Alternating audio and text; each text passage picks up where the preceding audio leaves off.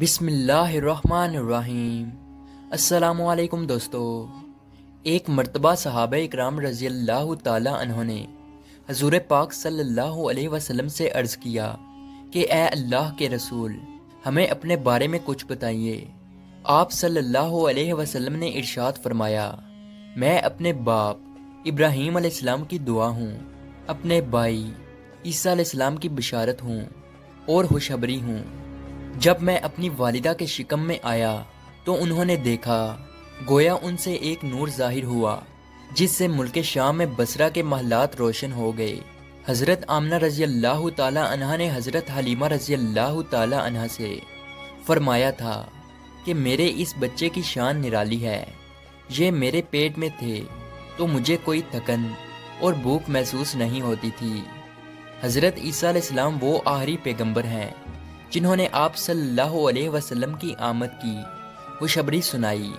اس بشارت کا ذکر قرآن مجید میں بھی ہے۔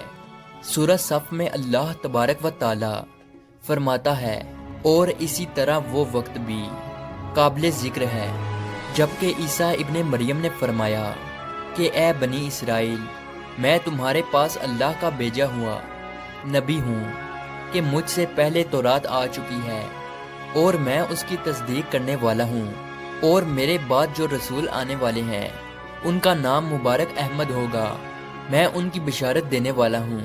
اب چونکہ حضرت عیسیٰ علیہ السلام بشارت سنا چکے تھے، اس لیے ہر دور کے لوگ آپ صلی اللہ علیہ وسلم کی آمد کا بے چینی سے انتظار کر رہے تھے، اور ادھر آپ صلی اللہ علیہ وسلم کی پیدائش سے پہلے ہی حضرت عبداللہ انتقال کر گئے تھے۔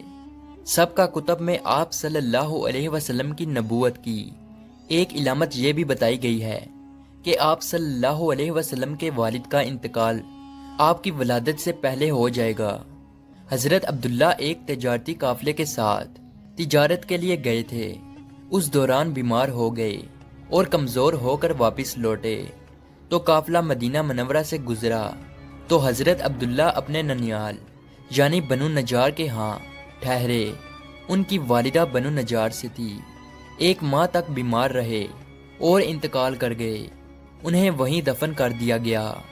تجارتی قافلہ جب حضرت عبداللہ کے بغیر مکہ مکرمہ میں پہنچا اور عبد المطلب کو پتہ چلا کہ ان کے بیٹے بیمار ہو گئے ہیں اور مدینہ منورہ میں اپنے ننیال میں ہیں، تو انہیں لانے کے لیے عبد المطلب نے اپنے بیٹے زبیر کو بھیجا۔ جب یہ وہاں پہنچے تو حضرت عبداللہ کا انتقال ہو چکا تھا۔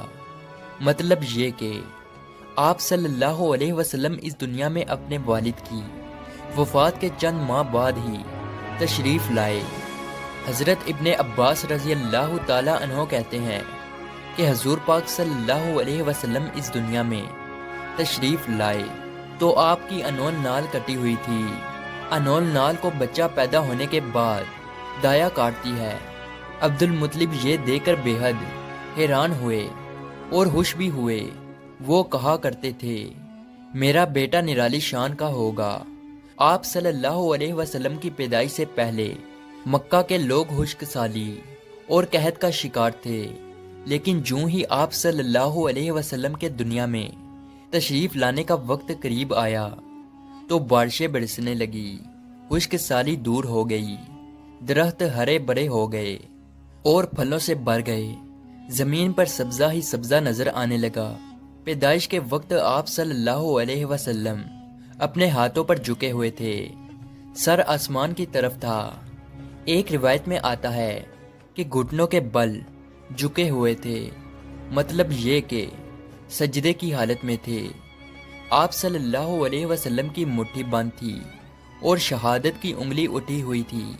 حضور پاک صلی اللہ علیہ وسلم فرماتے ہیں کہ جب میری والدہ نے مجھے جنم دیا تو ان سے ایک نور نکلا اور اس نور سے شام کے محلات جگمگا اٹھے۔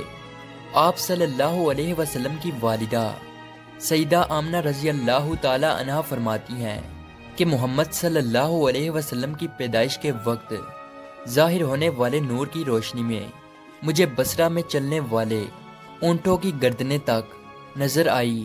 علامہ ساحلی رحمۃ اللہ علیہ نے لکھا ہے کہ جب آپ صلی اللہ علیہ وسلم پیدا ہوئے تو آپ صلی اللہ علیہ وسلم نے اللہ کی تعریف کی، اور ایک روایت میں آتا ہے کہ اللہ تبارک و تعالی سب سے بڑا ہے اور اللہ تعالی کی بے حد تعریف ہے، اور میں صبح شام اللہ کی پاکی بیان کرتا ہوں۔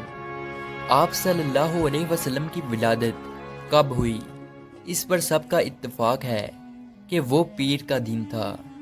آپ صلی اللہ علیہ وسلم صبح فجر طلوع ہونے کے وقت دنیا میں تشریف لائے۔ تاریخ پیدائش کے سلسلے میں بہت سے قول ہیں۔ ایک روایت کے مطابق 12 ربیع الاول کو پیدا ہوئے، اور پیر کے روز آپ صلی اللہ علیہ وسلم نے مدینہ ہجرت فرمائی، اور پیر کے روز ہی آپ کی وفات ہوئی۔ آپ صلی اللہ علیہ وسلم اللہ کے آخری رسول اور نبی ہیں۔ آپ کے بعد کوئی نبی نہ آئے گا اور نہ ہی ہوگا۔